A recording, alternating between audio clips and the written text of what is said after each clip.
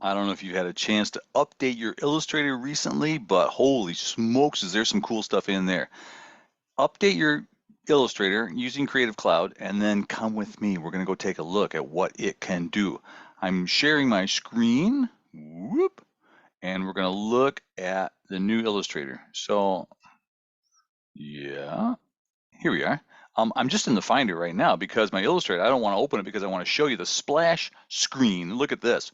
When you fire up Illustrator, look at those beautiful, those bubbly blobs of type or something, those big puffy pillows. As you can see, I've already fooled around with a couple of these things. I want to show you how to make one of those things. We're going to get a new document. I've got an 8x8 here. Sure, why not? What I'm going to do is draw a piece of type. So maybe what I'll do is draw a big fat ampersand because I'm kind of cuckoo about ampersands. They're pretty great. So I'm just going to do that. You might have to just kind of twiddle your thumbs for 2 seconds while I do this. If you find yourself thinking you want to do this, one thing is worth thinking about is make something that is fat. This technique works really well with stuff that's kind of fat. So if you are fooling around with this, I'm just going to fool around with a couple of things here. Draw it fat if you can. Whoop. Zoom is always in the way. Have I ever said that before? Maybe you've heard me say that once or twice.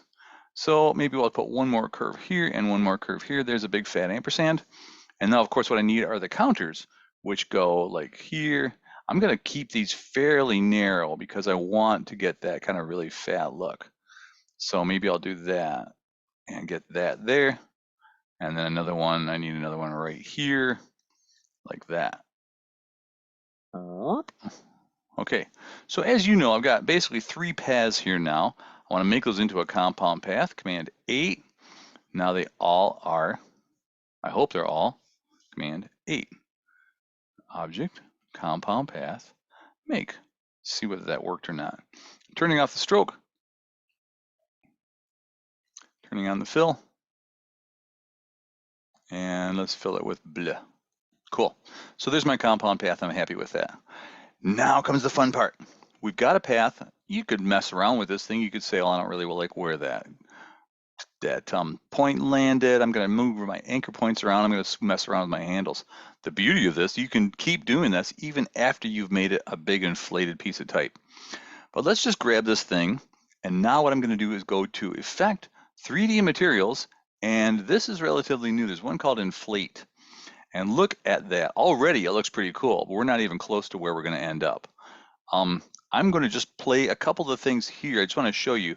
You got the depth of the extrusion or the inflation right there. You can do twist in the background. I don't find it that helpful, but maybe you like that look. Taper has to do with how it tapers off in the back.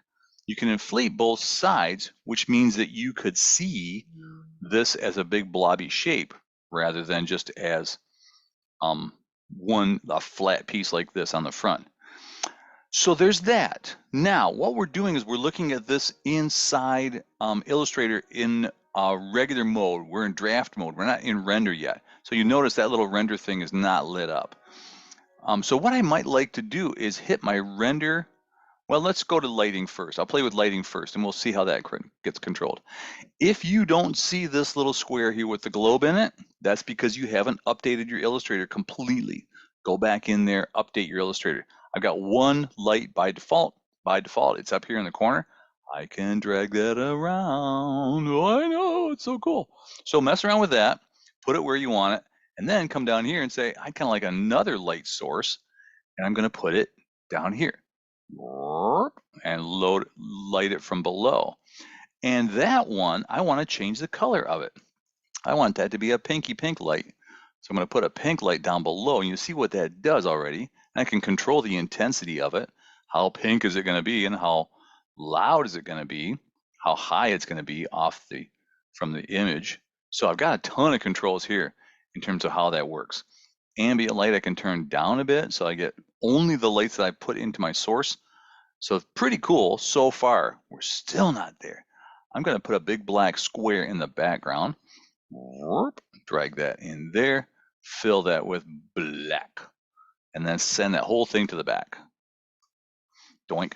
Now comes the fun part.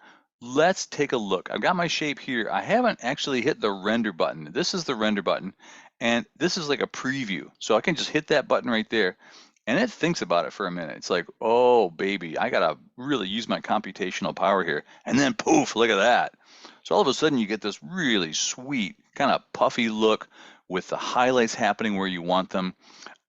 You've still got tons of control. You can add more lights, you can change the rotation of the lights, you can change the color of the lights. All those kinds of things are available to you, and they work in real time, even with the render turned on. So pretty crazy great. When you're all done, you got a button here next to the render, that kind of draft render mode, that says, how do you want to run it? Low, medium, high, raster settings in there. You can render it as a vector. I don't find that you get all the paths for everything, but you can still make it something that's pretty terrific inside there. So hopefully that sounds like some fun to you, and you go, this class, it's like magic. I hope that's fun for you. I will see you all later. I'm stopping my sharing. I'm getting the heck out of here, and you are going to go get puffy. See ya.